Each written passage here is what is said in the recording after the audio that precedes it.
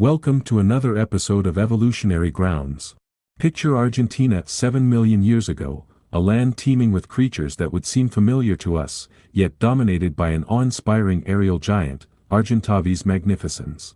This enormous bird was a true titan, rivaling the largest pterosaurs like Pteranodon in sheer magnitude, despite existing in an epoch populated by animals strikingly similar to those of today.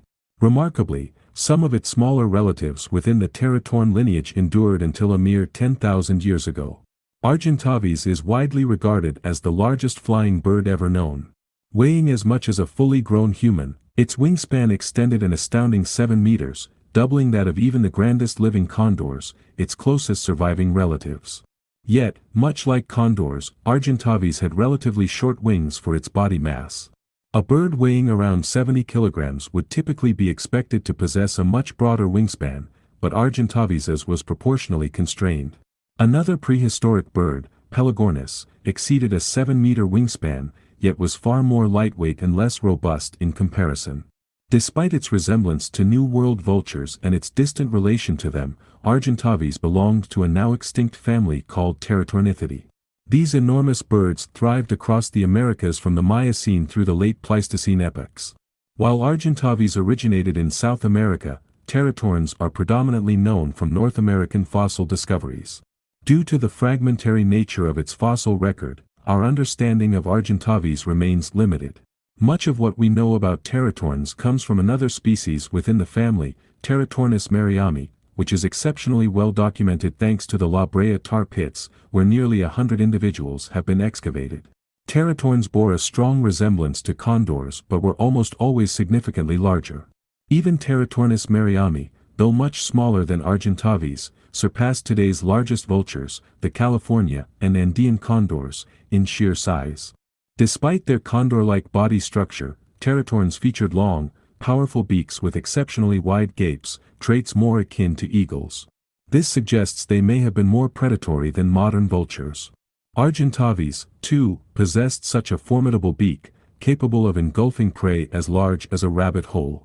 It is fitting that Argentavis shared a connection with condors, as condors are the largest flying birds in today's world. Their impressive size is advantageous for scavenging, allowing them to drive away birds of prey and even larger predators from carcasses, sometimes intimidating creatures as formidable as wolves to secure a meal. Such dominance necessitates significant size. Furthermore, in the absence of strong evolutionary pressures against gigantism, many animals naturally tend toward larger forms, as increased size often provides protection from predation. The scavenging lifestyle of condors and presumably teratorns places fewer constraints on body size compared to actively hunting birds of prey, as extreme agility and aerodynamic precision are less crucial. Another factor enabling condors to achieve their impressive size is their expertise in soaring flight. Once airborne, they minimize energy expenditure by gliding, relying on updrafts, rising air currents produced when wind deflects off hills or mountains, or when warm air ascends, to stay aloft. This explains why vultures, and likely teratorns, evolved relatively short yet broad wings, an adaptation ideal for capturing and utilizing updrafts. Their characteristic circling behavior is a clear visual cue that they are riding thermal currents while scanning the landscape for carrion below. With its massive size, Argentavis would have excelled at gliding between updrafts. Due to its immense bulk and the estimated power of its flight muscles relative to its weight, it was clearly not designed for prolonged flapping flight.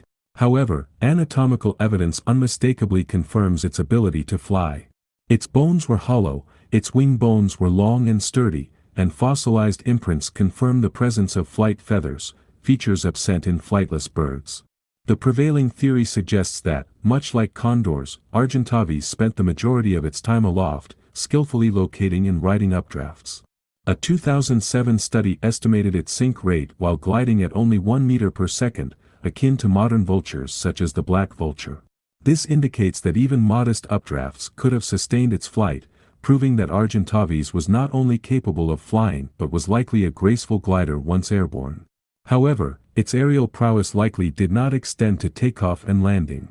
The same 2007 study suggested that launching from level ground would have been highly challenging due to its massive weight and the fact that its wingtips would have reached twice its standing height during the downstroke. Argentavis may have relied on elevated terrain to become airborne, using a technique similar to hang gliding, or launching from cliff edges. It was likely a predominantly mountainous bird, where takeoff and landing challenges would have been mitigated, and where reliable mountain updrafts could sustain extended flight. This theory aligns with the Andean condor's modern habitat, and many Argentavis fossils have indeed been unearthed in the Andean foothills. However, some fossil discoveries in Argentina's lowland grasslands present an apparent contradiction.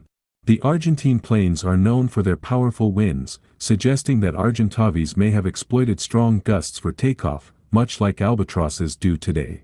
The bird's robust, sturdy legs indicate that it was well adapted for terrestrial movement. This could have compensated for its takeoff limitations, allowing it to walk considerable distances to reach ideal launch sites.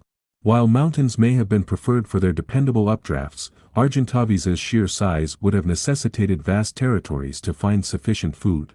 If food was more abundant in the grasslands, it likely ventured there despite the associated flight challenges. Given its difficulties with takeoff and landing, Argentavis was probably not as active a predator as other teratorns. Its feeding habits were likely closer to those of vultures, primarily scavenging.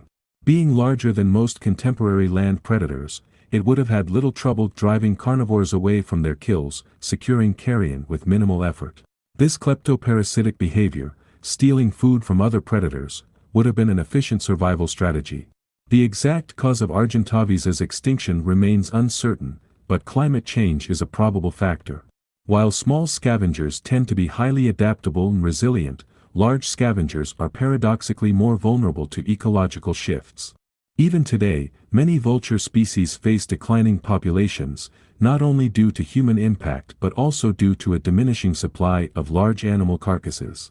Argentavis vanished approximately 6 million years ago, yet its smaller teratorn relatives endured much longer, surviving into the late Pleistocene.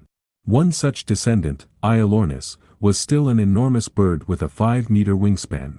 It likely lived much like Argentavis but scavenged the remains of North American megafauna such as mammoths and elk.